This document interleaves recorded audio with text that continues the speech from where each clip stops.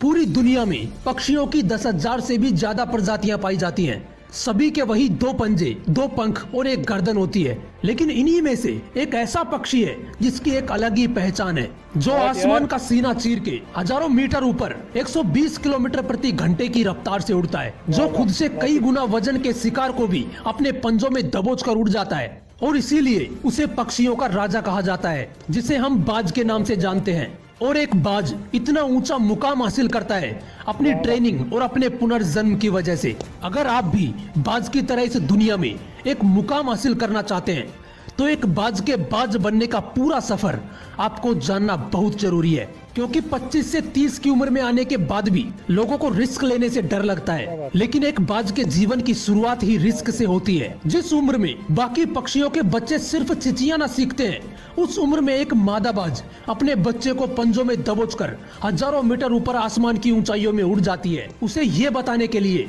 कि तेरा जन्म आसमान का सीना चीर के सबसे ऊपर उड़ने के लिए हुआ है। तेरा जन्म पक्षियों का बादशाह बनने के लिए हुआ है।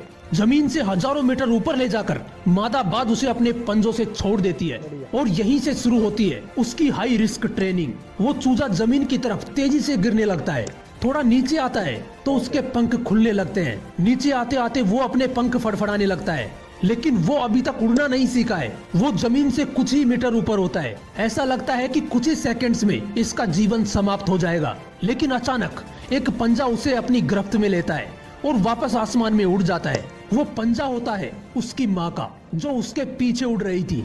उसकी ये ट्रेनिंग तब तक चलती रहती है जब तक वो उड़ना नहीं सीख जाता। इतनी हाई रिस्क ट्रेनिंग होने के बाद इस दुनिया को एक बाज मिलता है। बारिश के वक्त जब सारे पक्षी आश्रय की तलाश करते हैं, तब यही बाज बादलों से ऊपर उड़ता है।